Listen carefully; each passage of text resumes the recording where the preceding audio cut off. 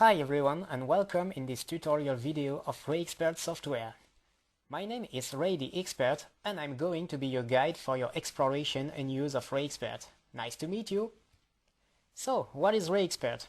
This is a 3D modeling software for dose rate calculation with Monte Carlo method dedicated for nuclear and medical applications. It allows to import directly a geometry from computer-aided design or CAD softwares, and also to create various kinds of geometries thanks to a user-friendly interface. The aim is to simulate the behavior of particles such as photons, electrons, and neutrons. Its main function is to design and optimize radiation shielding. That can concern the conception of those emitting facilities such as particle accelerators or X-rays emitting machines, as well as the conception of buildings containing radioactive sources. It allows you to create 3D dose rate mappings in order to view the spatial distribution of the dose.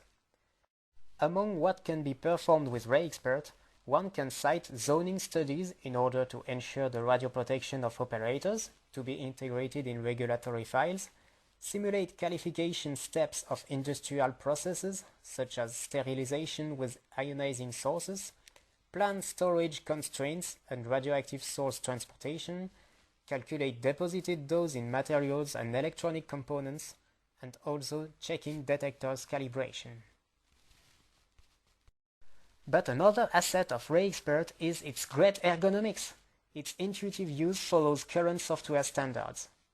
Basically, it is very simple to drag and drop a file to the interface for opening a model, or to copy-paste geometry elements to make reproductions of them.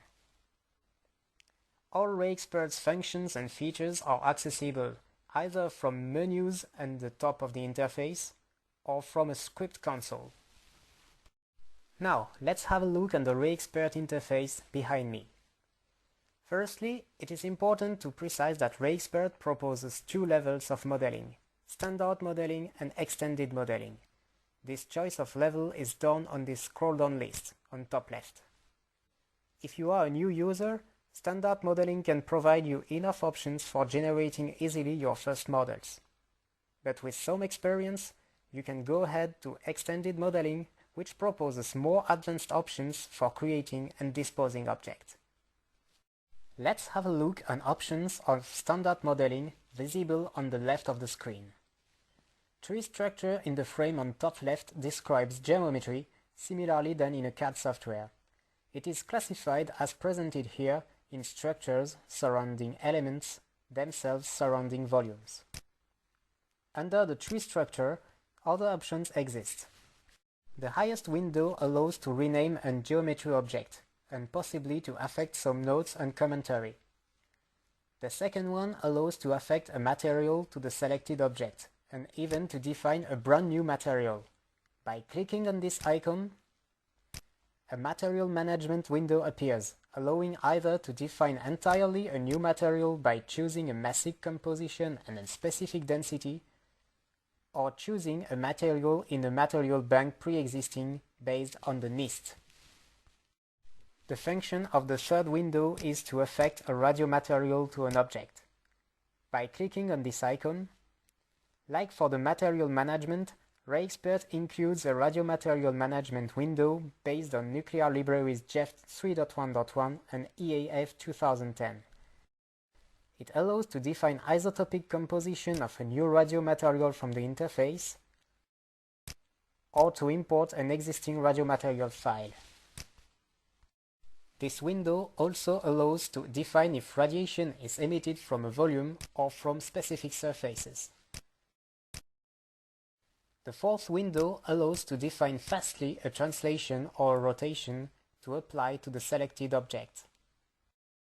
For translation, just enter directly the displacement length along each axis.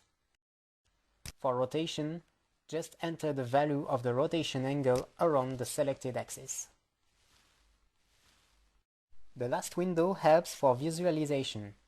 By selecting an object, this can display the full object, or its frame only, or to not display it at all. Before to start modeling on RayXpert, some important points should be checked. They are displayed at the bottom of the screen. One can find nuclear cross-section library selected by default, the wall material, which corresponds to the environment in which the model is placed, and the unit of measurement used by default. These different parameters can be modified from the View menu, then Options. Precisely, let's have a look now on the toolbar at the top of the screen and let's see some options. From the File menu, it is possible to import models created with the CAD software and saved in the STEP format. By selecting Import, then STEP, we search a file in the STEP format, which can be directly imported in RayXpert. However, it is necessary to affect a material to each element constituting the model.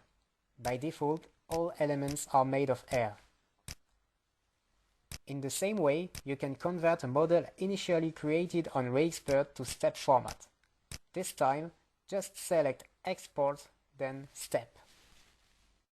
The Model menu allows to perform an overlapping test of solids constituting the model in order to locate any amalgam of volumes which could be apparent. One of the major menus in RayXpert is the Process menu, which allows to set up Monte Carlo calculations and to define and visualize dose rate mappings. Time decay calculation for radioisotopes inventory is also possible. Another main feature of RayXpert is the Script menu. Indeed, it is possible to code scripts in a language equivalent to the JavaScript for automating all functions available in RayXpert, or to control directly a model, a calculation, a 3D mapping, etc. Just click Script Console and it will appear at the bottom of the interface. Now, let's conclude with the icons visible in the toolbar under Menus. Different icons in the toolbar allow to create with a single click a structure, an element, or an elementary volume. A structure or an element appears directly in the tree structure on the left. Concerning volumes, a click on one of them displays a window where all dimensions can be entered. By example, for modeling a box, just enter its length, width, and height. Finally, it is possible to precise if this volume has a thickness or if that is a volume full of matter. Icons on the right of the volumes help for visualization. One can find there a rule, a magnifying glass, 2D views along different faces of the model, a 4-views division screen, and the cross-sectional view along all 3 axes of the geometric reference. Thank you to have watched this video. See you soon for further tutorials on RayXpert.